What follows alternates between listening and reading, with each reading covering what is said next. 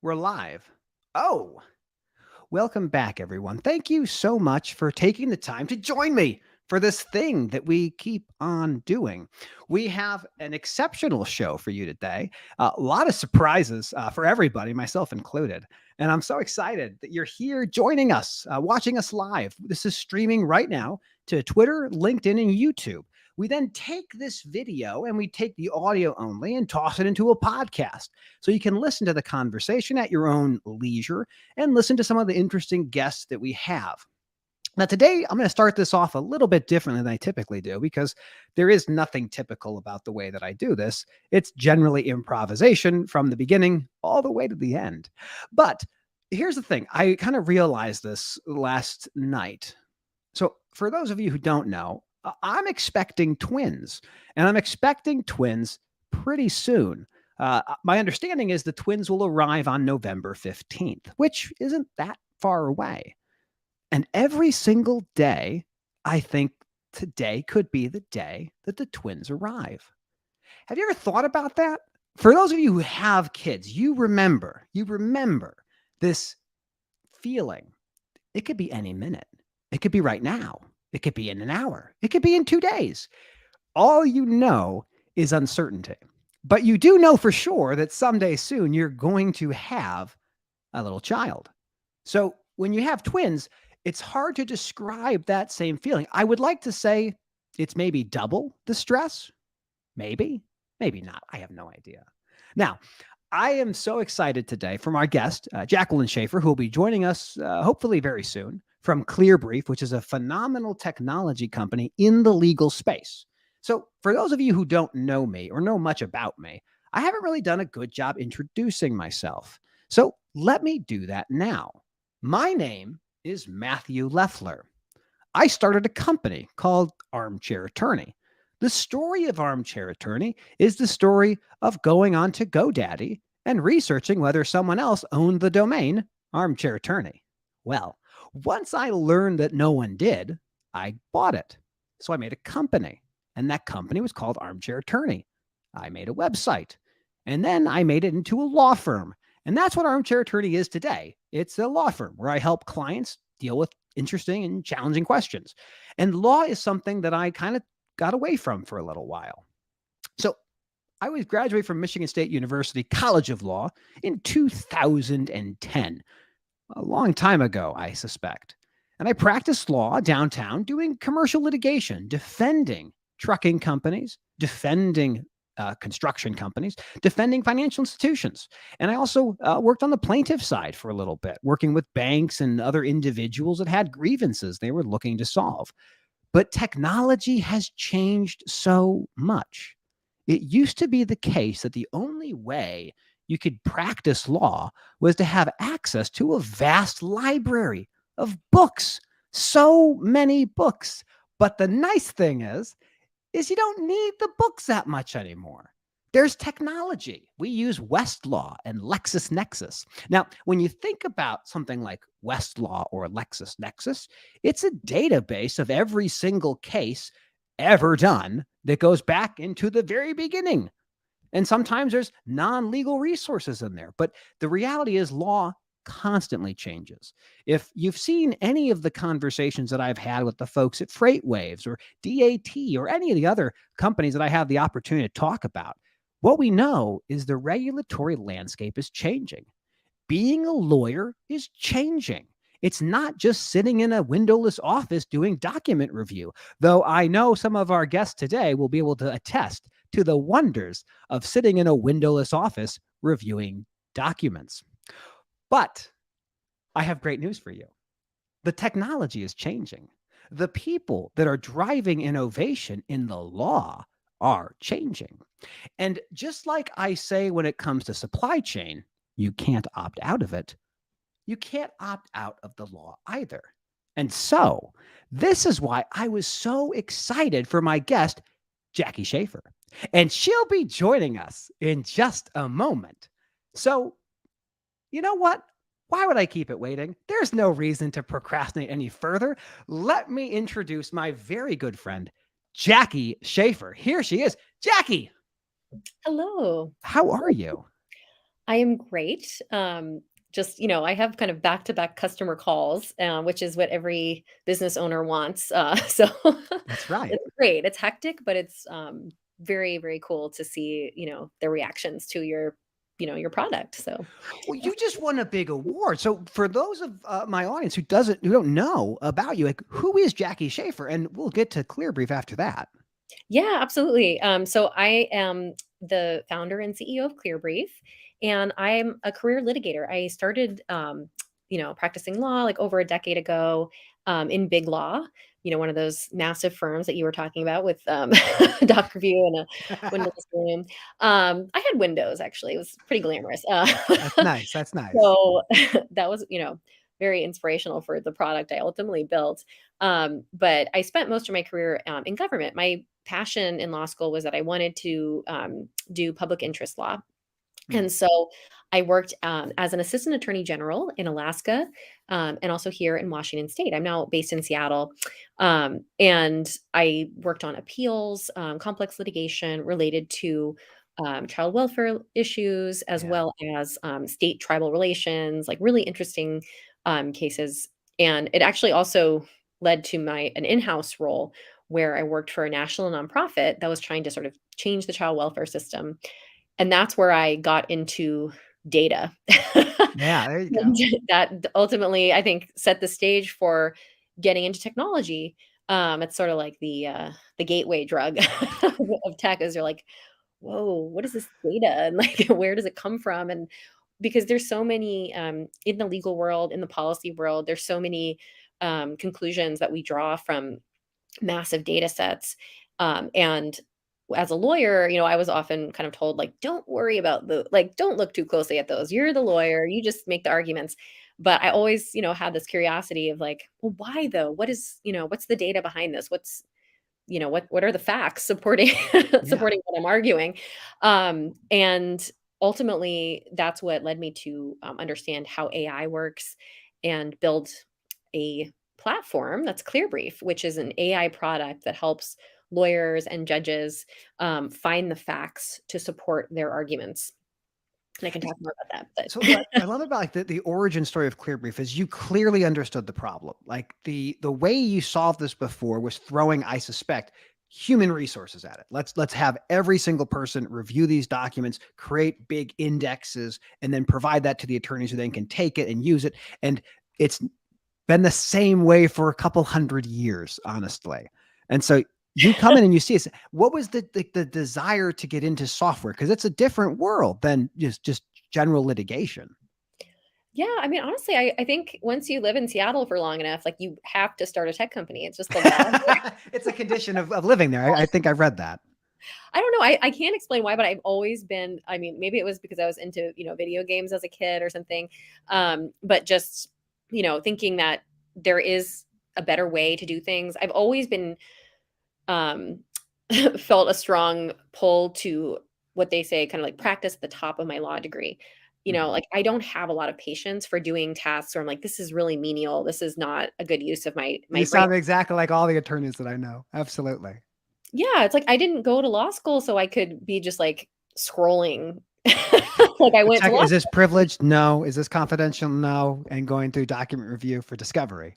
Well, to be clear too, Clearbrief isn't like an e-discovery Yeah, tool. that's So, right. let me kinda clarify that a little bit. So, what you're talking about, that whole process of during litigation, each side is like, "Give me every document or, file or media thought you've ever had related to apples." Since the dawn of time until now. And then the other side pushes back and they're like, well, not since the dawn of time. How about like 10 minutes later. right. And so then that's how you kind of cull down, but you still end up with so many irrelevant, like just massive, massive files. So e-discovery tools are sort of helping with that. It's like a warehouse, data warehouse. Mhm. But there's just I recognize that there was this disconnect. There might be, millions of documents that are produced during discovery, but when it comes time to write about them in your lawsuit or talk about them or come to any conclusions, you're looking for the subset that in litigation is called the hot docs. There you go. The sexiest docs that you have that are I like admit to doing this criminal activity. Aha, we have it. That's when they bust in the door. They say, we have the new evidence. Exactly, and it's like there might be still, though, a lot of things in that subset. Maybe there's, 100,000 pages. Yeah, absolutely. So those are your hot docs, and that's where there's this gap between I have to write about it, and so I'm in Microsoft Word writing. That's where all lawyers pretty much write, That's litigators. right. And then I have to go back and forth to my e-discovery system and look at the hot docs or wherever they're stored. I have to scroll, I have to find them.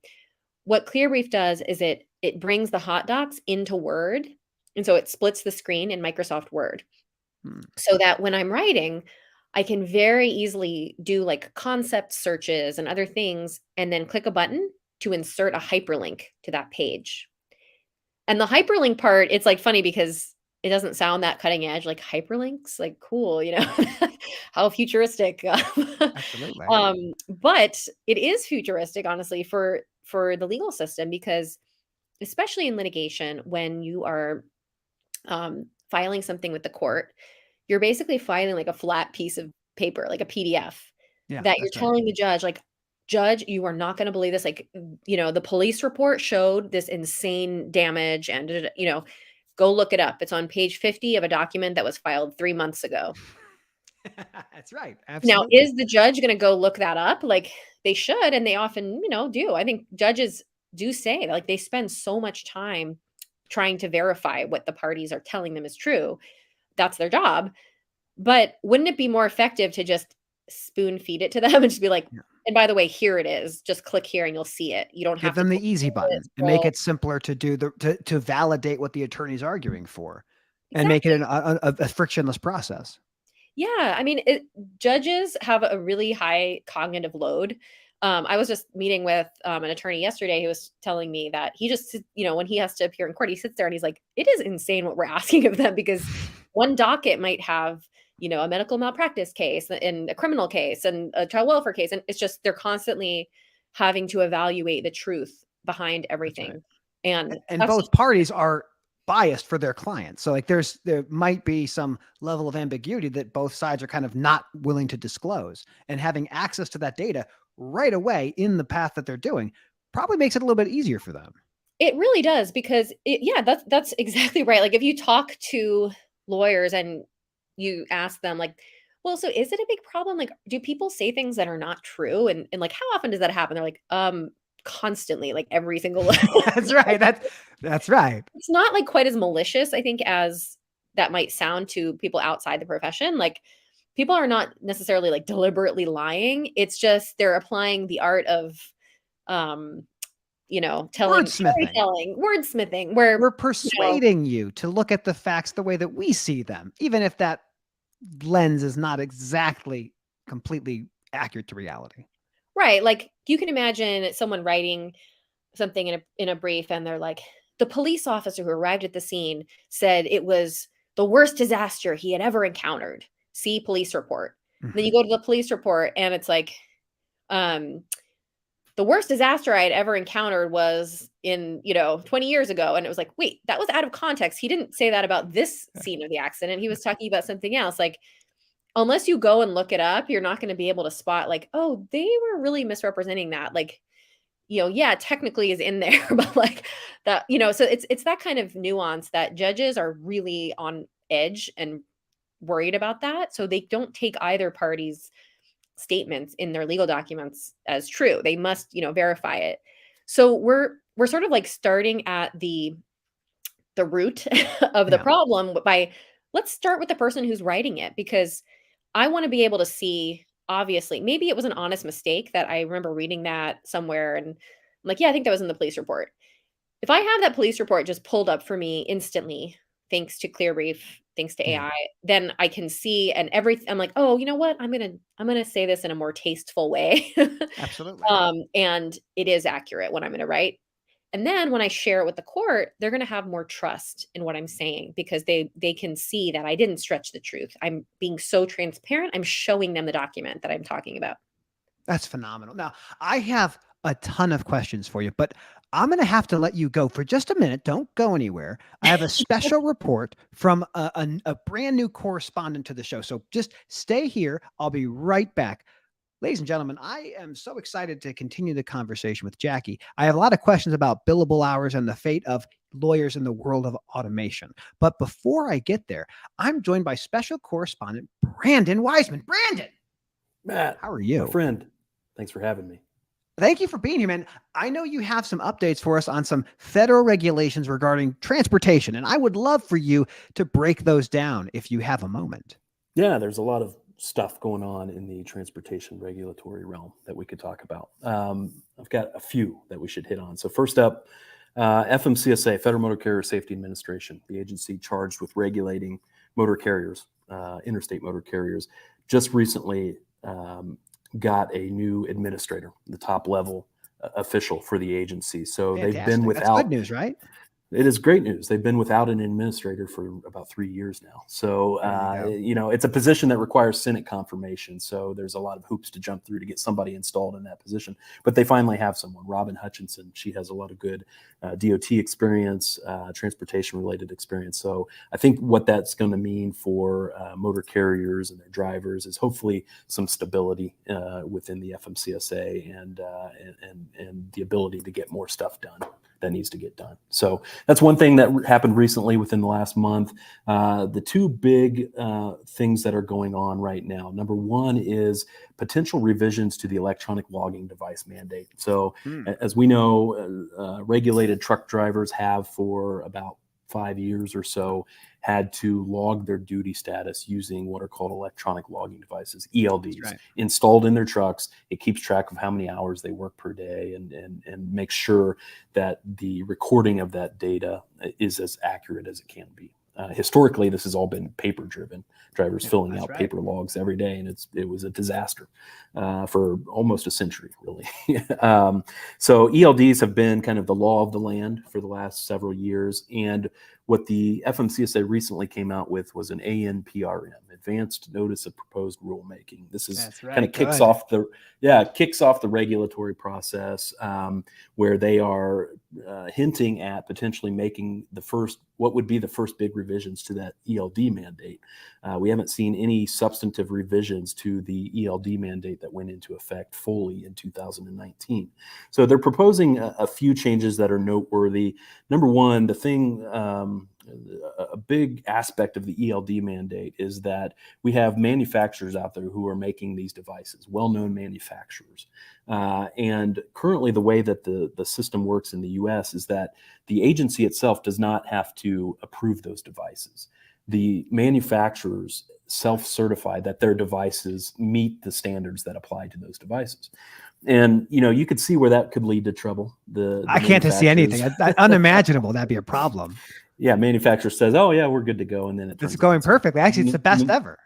Yeah, best ever. Everybody should buy it. So Canada, for its part, it recently implemented its own ELD mandate, and it went a different direction. It has its own certifying body that certifies devices, those types of devices in Canada. And so what we learned from the FMCSA's recent notice is that it's toying with the idea of potentially moving to that type of agency certification process. Which would be a big sea change in the country, and it's probably making the device manufacturers pretty nervous, if I had to guess. So that's one thing that they're toying with. They're asking for the public's comments on whether they should move to that type. Do we have a proposed rule yet, or we just know they're thinking about making a proposed rule? They're just thinking. They're just thinking about it, and they're requesting comments. Comments are open. Comment period's open until November 15th. So if you have anything to say about that, you should get in there and submit your comments. The other big thing, and this relates more to the actual operations, one of the items that they're toying with is, as the rule stands currently, there are certain vehicles that are exempt from the ELD, and it's certain vehicles that are older. So any vehicle that's older than model year 2000, that has an engine of older than model year 2000 is completely exempt from the ELD rule. The idea being that at some point, the engines are not technologically capable of communicating with these devices. And so they had to draw the line somewhere. They drew it at 2000. Well, now, 5 years later, the agency is saying we have come to learn that some of these vehicles, at least, may in fact be capable of communicating with these devices. So they're toying with the idea of either getting rid of that exemption altogether or modifying it to bring in a bigger universe of trucks that may be subject to the ELD rule. So I know that's got a lot of drivers and a lot of motor carriers up in arms. But again, we're early in the rulemaking process. So if you've got concerns about that, you should go in and file comments. So awesome. Well, Brandon, I really appreciate the breakdown of some of the breaking stuff happening in supply chain for regulation. Yeah. I'm a big fan. I'm going to let you go. I had to get back to Jackie. So, man, thank you for stopping by, sir. No worries. Thanks, Matt. Take care. That's exciting. Well, now let's get back to our regularly scheduled conversation with Jackie. Thanks to Brandon with a special report on some of the new changes we look to see with the FMCSA, Federal Motor Carrier Safety Administration. Oh, it's fantastic. Jackie, thank you for sticking around. Now, you were attorney working for big law. What does big law mean? Yeah, so big law is sort of like used to refer to I think it's like the top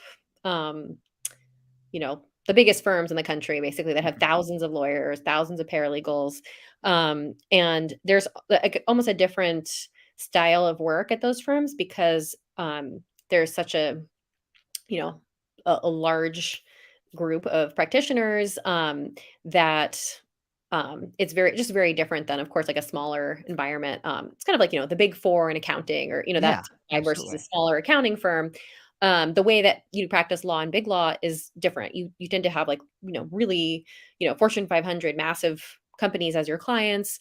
They have the budget for bigger teams and more people staffed on the team, but they are also, very cost sensitive when it comes to your, billable hours and sort of what's being charged, to their, to the business side. Do you miss billable hours from?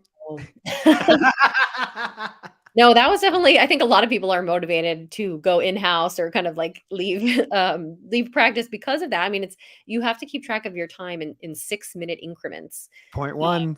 That's right. And it's one of those things where, it's hard with knowledge work because, sometimes the most critical, important idea in the world, you might have thought of it in 6 minutes. How do you represent the value on that and get paid appropriately for that? And law has, been kind of stuck for a long time in this billable hour paradigm. Like, the longer it takes, the better, it is, the better. And that's not true, of course, like in many situations. So we are seeing a big sea change in the legal world where firms are realizing that they can be more competitive if they do sort of like fixed fee pricing. Yeah, the alternative fee arrangements. That's the phrase that I hear a lot. We know about like contingent fee. So you don't get paid unless you win, and then you get a portion of that. And then the billable hour tends to be the most common, like you mentioned, like the 0.1 increments. At my law firm, we only do 0.25. That's our minimum charge. We don't want to we keep it simple. Yeah. No, I think, like, for example, in estate planning practices, it's very common, like for years, it's like, okay, you get a will, you get, a trust or a power of attorney, and it costs X amount. A flat rate. Absolutely. Yeah, it's a flat rate. And so that's helpful for the consumer of the legal services because they know what to expect. And that's a kind of a predictable type of legal service. But when it comes to something like litigation, I think we are seeing, though, people saying, all right, this appellate brief, we're scoping out this cost. So, for example, there was an article that Bob Ambrogi wrote on his blog Law Sites, which is one of the most popular legal tech blogs, that actually sort of talked about this case study of a firm that used Clearbrief. And they were able to save their client 20%. That's incredible. On that brief by using Clearbrief.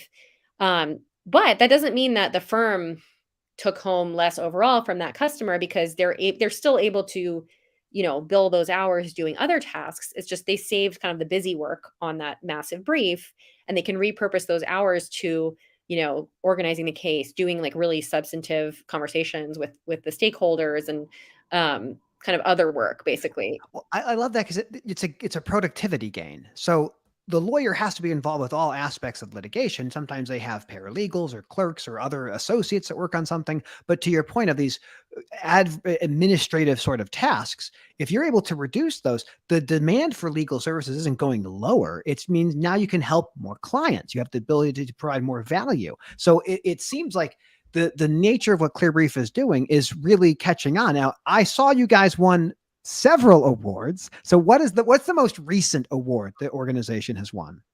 Yeah, so I'm so proud that we attended the Clio Cloud conference in Nashville last week, and we were a finalist in this competition for the best new app that Mhm. integrates with Clio. And Clio is the one of the most popular law practice management tools. Like it's sort of like your source of truth for the law firm of Mhm. where they keep track of all of the, the clients that they have, their documents, so communications, that kind of stuff. So Clearbrief, remember, is like a very specific writing tool that's Yeah. helping you make use of all those documents. So we're not like competing or anything with these case management systems. And actually we're integrating with them. So Absolutely. there was a pitch competition and yeah, I won. Woohoo at Clearbrief. Yeah. Oh, geez. Yeah, we won $50,000, which That's nothing to incredible. sneeze at. And got to hold a giant cardboard check, which was truly thrilling for me. I remember watching as a kid the Publishers Clearinghouse. I was like, that looks so satisfying. To have Absolutely. a giant check. Well, it's got to be nice to have validation. It's like you're as an entrepreneur, right? So lawyers, we're prone to all sorts of wonderful mental foibles of just the nature of how demanding the profession is. And we will talk about your time in federal government work, but you start a company and then you see that it getting this traction. Like, when was the moment you're like, I have to do this? I have to do this. Yeah, so it was definitely kind of like a slow burn towards figuring out like this was the product that I wanted to build. This was the company I wanted to build. But for sure, like even just going back to what I was saying before about learning about data and child welfare data, um, I the first step was sort of thinking outside my day to day responsibilities of like I have something to say about this, and and I'm going to write a law review article. Um, and it was something I just like worked on at nights and weekends and for months because I wanted to talk about, look, if we can figure out a way to make these data sets publicly available without compromising security and privacy, that would really help, understand our child welfare systems working the way we Mhm. think they're working? Like, do they, because right now our data is really restricted. It's very, very few, data points.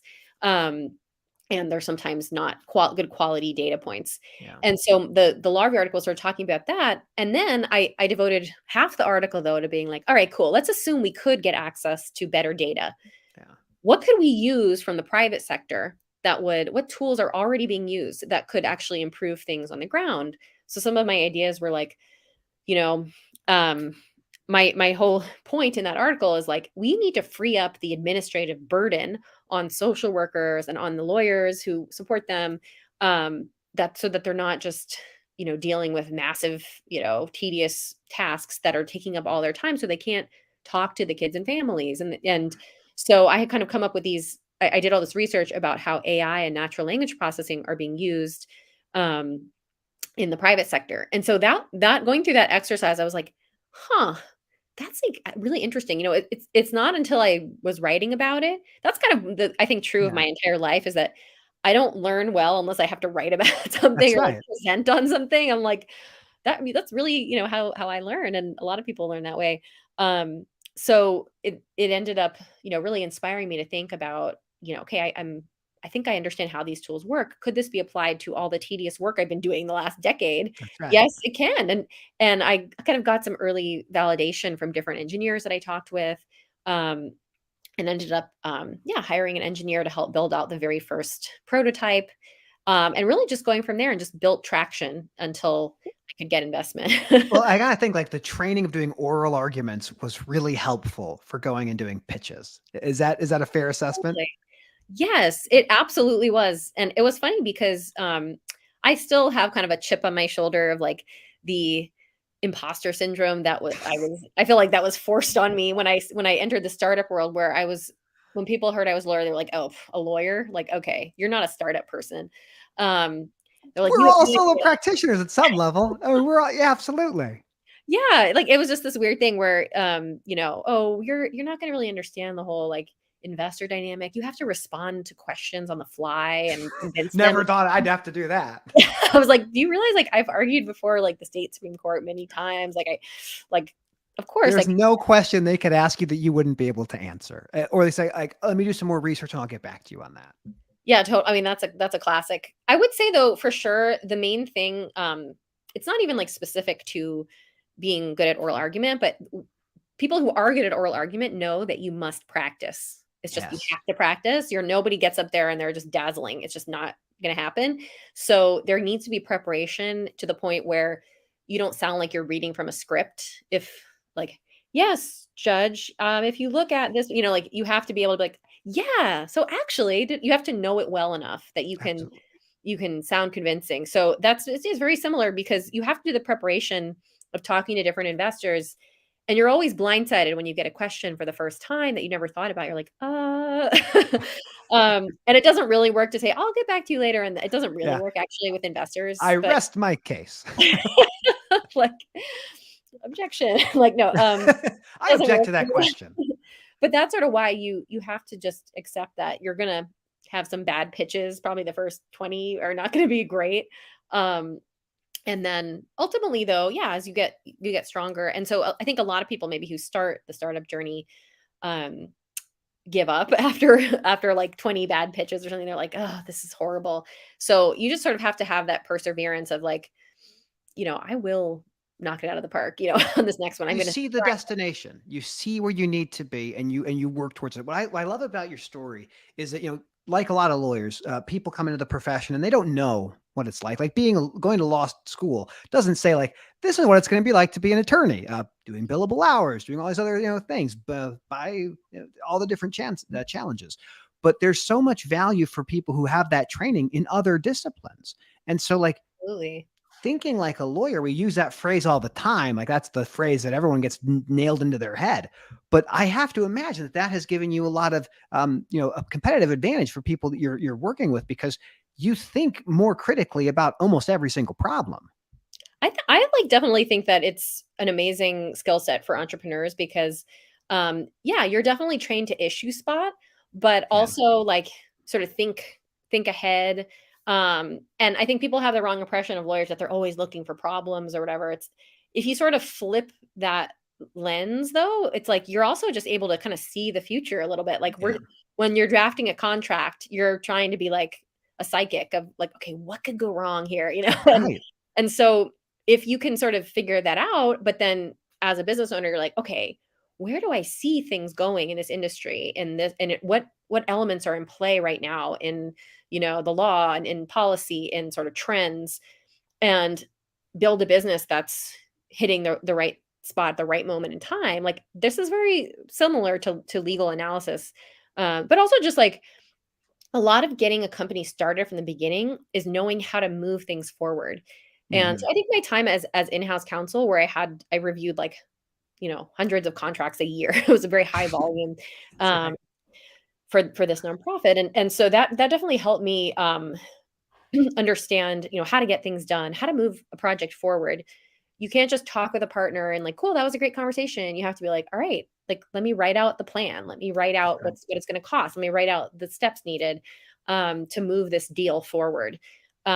So I think a lot of lawyers, if they're interested in the business side, make great, partnerships leaders or even salespeople, honestly, because they can figure out how do we get this deal moving. The idea of like understanding what the opposite opinion is. So understanding like what the objection might be to what you're trying to do. So often I think people like try to discount the other side. I don't want to listen to that. But for lawyers, like we have to understand our position and the other side. So if you're trying to sell to somebody, overcoming objection is like the number one thing you have to be good at, is to explain, well, I understand that you feel it's this thing. I felt the same way, but I found that it has all these other ancillary benefits. So I have a question that I'm going to ask you, and I want you to think about it, as I have another special report I have to get in. So Yeah. I'm gonna kick you out one last time, Jackie. But I want you to think about this. Are the robots going to replace us lawyers? Think about that, and I will have you back in just a second. Ladies and gentlemen, every single week we are so excited to have our special correspondents break news here on the program. And I am joined by the very interesting and very good friend of mine, friend of the show, Trey Griggs. Trey, what's going on? Hey, Matthew, can you hear me okay? I can hear you just fine, man. What's Great to happening? see you. Great to be back on the show. there's a big issue going on right now. Non-competes, we've talked about that, ending non-competes. It's a big thing that you and I are part of. But Absolutely. There's a new thing that's sneaking into contracts that some people may or may not be aware of. Is it a good thing? I hope it's a good thing. It's called a trap. That doesn't sound like a good thing. The acronym thing. is so good because it traps employees into these low income jobs. It's basically a training repayment program. So if you go to a like a PetSmart, for example, and you want to be a groomer for PetSmart there, if you leave within the first 2 years, they're going to charge you $6,500 for the training that they provided in order to get out. Which, if you don't make a lot of money, if you're making a lower hourly wage, you don't have $6,500. And so what do? You just stay in the job. It's a way to trap employees into a position. So the acronym is unbelievably canny in terms of how accurate it is. Now, this is an issue that we're seeing in many industries like retail that we've seen. It's also something that's showing up in trucking. But today, I wanted to come and find out in another industry if this is really happening elsewhere. So today, this is real time. What is going on here? It is real time. So I'm at the Fellowship of Wildwood, which is a church here in Wildwood, Missouri. And I thought, I wonder if the TRAP program is a part of the hiring process here at a church. It might seem odd, but we should definitely check it out. I certainly hope not. With pastor of Fellowship of Wildwood, Ryan Bowman. All right. Now, Ryan, we're talking about something really serious right now, and that is a lot of companies are charging money for employees to leave because they want their money back for training. How much do you guys charge here at Fellowship for your training? Well, at this point, we've not charged anything. What? Yeah, right. You're losing out on lots of money. But you're leaving money on the table here. We probably could improve our training program as well. You know what I'm saying? So we do offer some. So you're telling me that if you bring in a youth pastor, and we know youth pastors often don't work out. True. You bring in a youth pastor, you train them a little bit, they're gone after 6 months or 12 months. You're not going to charge them anything? No. Well, folks, so the TARP program is not a problem in all industries, just in a select few. So Matthew, I want to make sure that we're covering this, that this TRAP program, not TARP, excuse me, the TRAP program, not an issue everywhere, certainly not here at Fellowship of Wildwood. Trey, this is a great report. I had heard rumors of traps before, and it's not surprising that companies are still trying to find ways to trick employees to stick around. I got to see if there's going to be some regulation on this. This sounds absolutely awful. Well, as a lawyer, you should definitely take interest in this. And what we're finding out is that it's really impacting low-income workers and minorities more than any other. And what they're doing is they're sliding into the contract, and people sign these because they need a job, not realizing what they're actually signing, which, as you know, leads to major problems. This trap issue is going to be around for a while. Oh, man. Trey, thank you so much for the report. We will continue to follow this issue, and I look forward to more future reports from you. And look what I'm wearing today. I'm back in uniform, so appreciate that. That's a great shirt. I admire that, Trey. Armchair Attorney. Thank you so much, Trey. As always, pleasure to see you. Thank you for being back on the program, and thank you for this incredibly insightful report. My pleasure. Well, there you have it, folks. Traps. Are they coming? Are they going? They're staying. This is the thing that we had to keep in mind as people in this in industry and in the United States generally. We are using contracts to abuse workers, and we need to make sure we stay vigilant. The people that can stop it are you. If you're able to see these things out there, to criticize the companies that put them in place, and to make people aware that this is a new method for controlling workers, that is not something we should be looking at or emulating across the industry.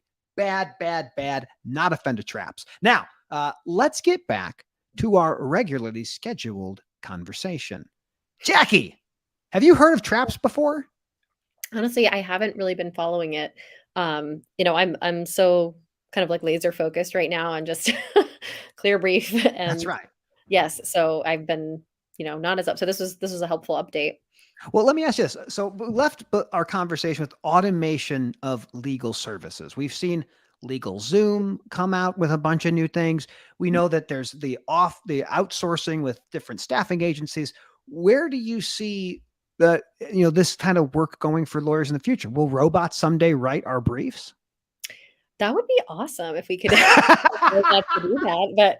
But no, I think it's been really interesting to see how, like right now, at this moment in time, I don't know if anyone's heard of GPT-3. It's this technology that's, open source to a big extent that people can use to create generative text. So like, you could start to type something and GPT-3 will generate a letter or Oh, wow. a doctor's note, or, whatever, like, different types of language.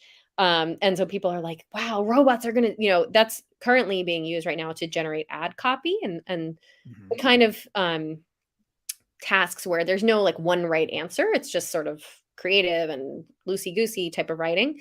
Um, and people are like, well, is this going to take over, legal writing? And now we can just press a button and AI will write our whole brief. I just don't see that working. Like the other people have talked about this too. Like it's just a different animal. When you're trying to write a brief, you have to have a vision for what you're trying to say and what what outcome you're trying to get to. You're synthesizing all of this different, information, the facts of the case, like we talked about before, Yeah. as well as the law, and weave it all together. It's very, very like AI just simply isn't good enough to do Yeah. that at this point in time. And I doubt, that particular type of technology is going to end up with writing the whole brief for you. Maybe for like, if it's something that's very routine, like certain Like a types of. standard of review. I could see like sections of a brief being able to be done autonomously in some form or fashion. So funny. I was actually thinking about that, but not really, because the law is always changing and you want to kind of cite to like the latest case. And it matters which jurisdiction and, Yeah, that's right.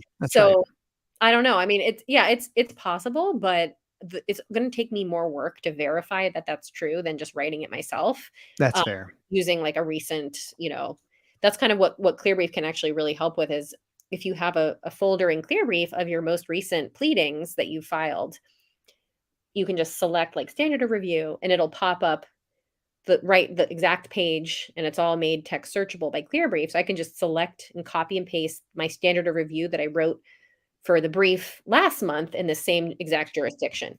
That I Exactly. trust. That's my writing. And I know I Absolutely. did the legal research properly.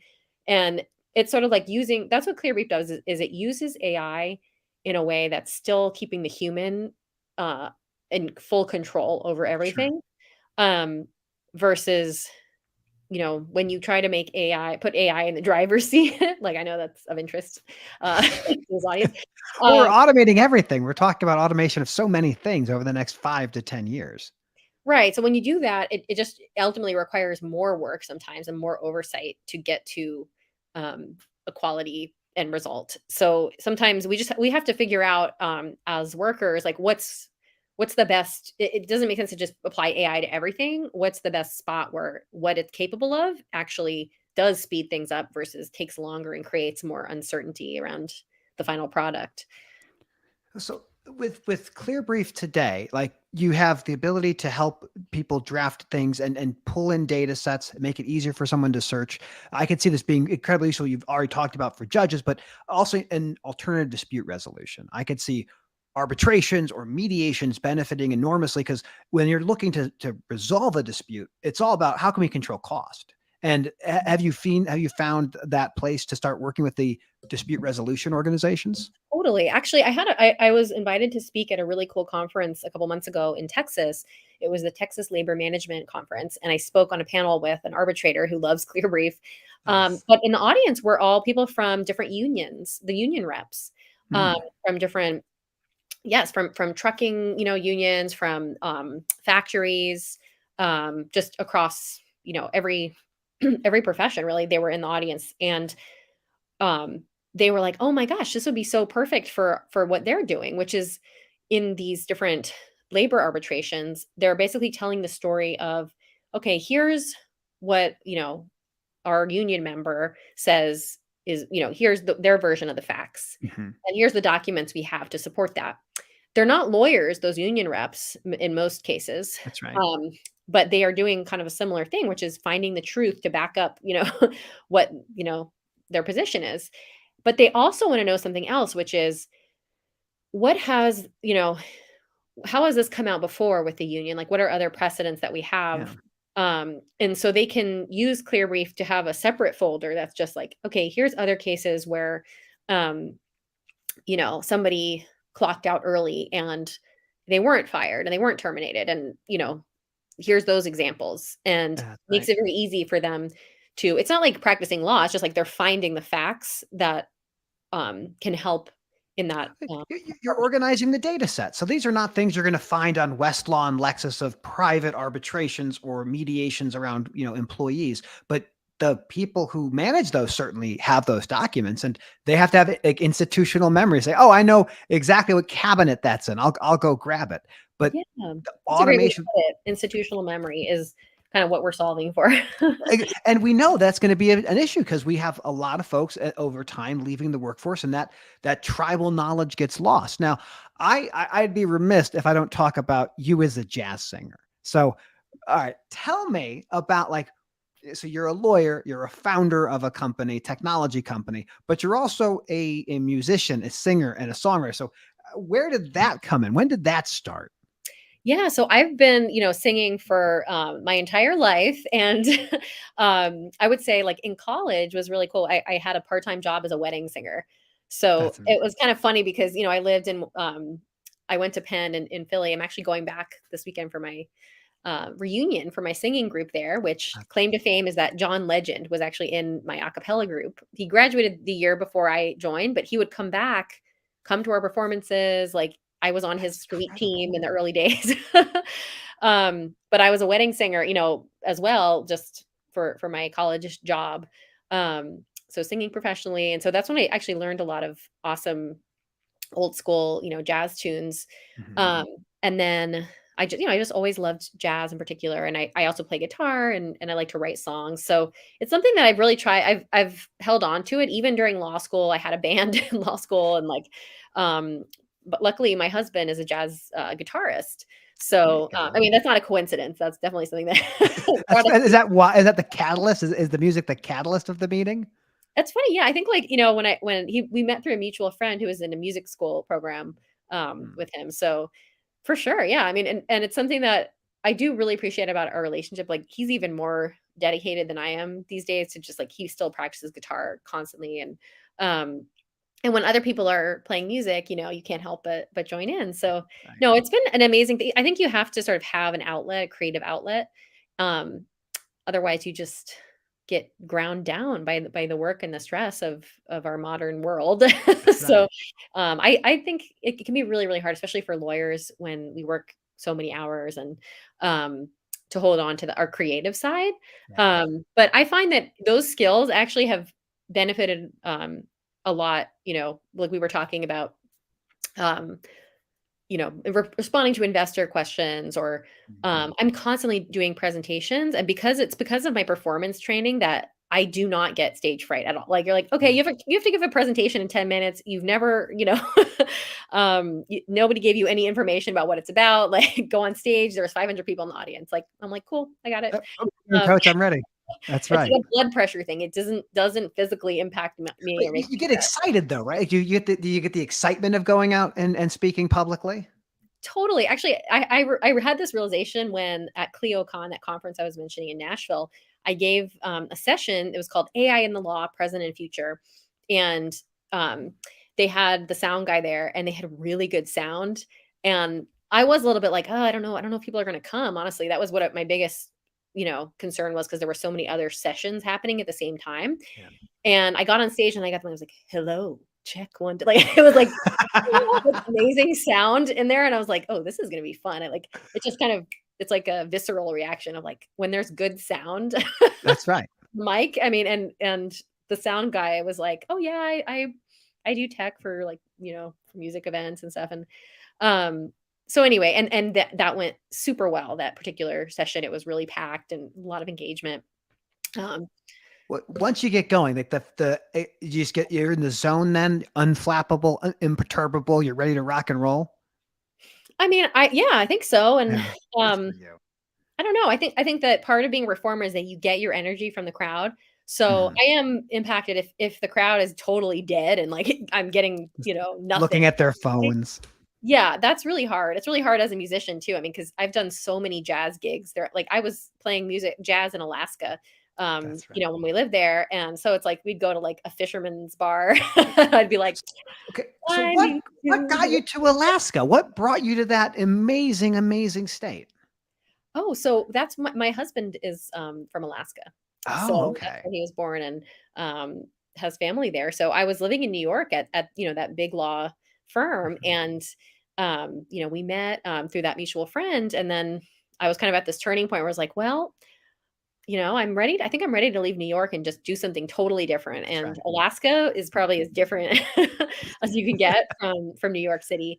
And I really loved it. It's just such a great time in my life where I was just trying, new things and doing a lot of outdoorsy activities and Well, you worked for the federal government, right? Or was it state government? state government. Yeah. What did you do in Alaska? Yeah. So actually, when I first moved out there, I worked for a bit for an Alaska Native corporation. So in Alaska, there's special entities where, like, due to a federal law, basically tribes, instead of having, reservations, although there still is tribal territory, but like this concept in Alaska was, let's create corporate entities and make the tribal members shareholders. And so then they have, their special considerations for those they're called Alaska Native corporations, ANCSA corporations. So it's like really interesting legal work. And it sort of, like I got to go to Barrow, several times. Barrow, Alaska was like the northernmost point where it's dark all day in the winter, or for a lot of time in the winter. So like just really fun, interesting legal issues, but I really missed going to court. So I joined the Attorney General's office in the appellate section, and I worked on issues relating to the state's relationship with tribes. And there's a lot of complexity there. And it spans, all different areas like healthcare, child welfare, and just criminal law. Like I worked on some of the things I'm most proud of is like I worked on an attorney general opinion where Alaska was one of the last state that hadn't really implemented the Violence Against Women Act provisions that basically said you have to enforce tribal protection orders. So if a tribal court says this is a domestic violence situation, this person's not allowed to come within a certain range. The state troopers were sort of like, well, you have to go to a state court if you want us to enforce this. Oh, wow. And the Attorney General opinion was like, no, like VAWA actually is interpreted that they have to enforce that. Yeah. And it makes sense because it's like in favor of safety, and erring Absolutely. On the side of safety. Yeah, we want people to be protected and safe generally. Yeah. So I'm really proud of that particular opinion, and did result in like, new training programs and just like kind of improved, some improved relationships between the state and tribes. But yeah, no, it's really interesting work. And, there's so many different legal issues that the state encounters that I think it's a wonderful way to, for people when they're thinking about their career, if you are interested in constitutional issues in particular, if you work for a government, entity, your bread and butter is every single case is like likely to involve a constitutional issue. That's right. So maybe not every single case, but it comes up a lot. Whereas that's, most lawyers in private practice, not like we never deal with the Bill of Rights, like never. Yeah. No, the First Amendment. Yeah. What did they do? They told you to leave. Yeah. Okay. All right. Now we're getting close to the end here. So I have a couple questions for you, and the audience, if you're watching, feel free to add questions as well. I'm seeing them here in the chat. So the first question I have for you is, what is advice you would give to somebody who's just starting law school? They're just getting into it. What kind of advice would you give? Yeah, that's a really good question. So I would say, just like go into it knowing that a lot of your professors are from like a different generation and the things that, the law school may be kind of pushing you to do, like go right into, interviewing with Big Law or whatever. Like that's kind of, there's this whole interview OCI on campus interviewing. Very competitive, right. And like, or like you have to do a law journal, you have to do this. That advice, because I mean, when I started law school, I was like, I don't know. No one in my family had gone to law school. And so you're just sort of like, taking everything as gospel truth. And instead of having the perspective early on, that's like, actually the profession's like really changing, right? And so their advice might have applied like 20 years ago, but it's not necessarily like, just know that kind of in the back of your mind so that you build the muscle of like deciding for yourself what you want your career to be. And one example of that, I think, is technology, because at law schools right now, there's very few law schools that actually like teach technology, or they do it they teach you how to do legal research. Mhm. And actually, you may have like one class on that. Well, in a lot of roles, like it's a huge part of your job. And so Absolutely. Oh, absolutely. 100%. technology is more and more important. So, legal tech is like a really, growing area, and I firmly believe that the people who are coming out of law school and bringing that fresh perspective of like they're digital natives, they know how to use tech. They come to the law firm, and you're going to rise. You're going to rise quickly through the ranks if you're the person that everyone goes to of like, oh wow, she knows how to use that program. Like That's she's right. competent. She can do this. So just like really embrace that. That's what I mean, I wish I had thought about that more earlier in my career. The advice I would just give on top of that is don't use your student loan money to go buy alcohol. That's the other one I highly recommend That's for really good advice. Yeah. And you're so right. Like, yeah, the student loan thing, like don't think of it as like free free money. money. Like Yeah, take it's not free money. That's all of right. it as you 100%. can. All right. I'm gonna let's say I'm gonna do a startup. I'm gonna go start pitching. What advice would you give to somebody who's like going to try and go pitch things? What's the way you'd approach that? So, I would definitely do a lot of research about like there's a lot of good content on like Twitter and stuff of people like here's, you know, top VC saying here's the 10 slides I need to see in a pitch deck, and like make yourself an outline and make sure your deck follows that format, Yeah. because it's sort of like there's just like norms that if you try to do something totally different, you're, you know, gonna fail basically because they're expecting to see in certain information. There's a Just template. There's a form there's to kind of a follow. template, yeah, for, this is like very early stage first pitch. And then also think about whether you should be even doing a pitch, because you're going to be kind of like wasting a lot of your time if you haven't built up the traction for your business to a point Mhm. where someone is going to be impressed. Like I think people incorrectly think that you can get funding or get things going on just an idea. That is not my experience or the experience of most people in the world. There's probably like very few people who can, like Mark Zuckerberg could do that, I guess. Like, yeah, it's just most people, you have to build traction, and that can be in the form of many different things. So, like for example, if you're like, oh, I want to start a fashion brand that's going to use like NFTs, and I need $1 million to get it off the ground. Like, okay, so like what's your strategy for for your go to market strategy, and have you tested that in a small way? Have you started a Facebook group? Have you, I mean, that's like old school depending on what you're selling. Have you Yeah, started absolutely. a community, and have you tested anything? Like even those kinds of efforts, a lot of people don't do that, and so you're going to look so much more ambitious and competent if you can come to the pitch with actual evidence that I've tested my theory. Like if you give me this money, like I'm pretty sure this is what will happen. Absolutely. All right, so we're getting to the very final here. The question I'm always curious with asking lawyers specifically. So we've had a few lawyers. We had Judge Aquilina, we had Sylvia on a while back, Sylvia Mansour, and I'm curious, like, how do you deal with stress? Like, what's the advice? Because you're doing a million things. How do you stay grounded and not losing your mind?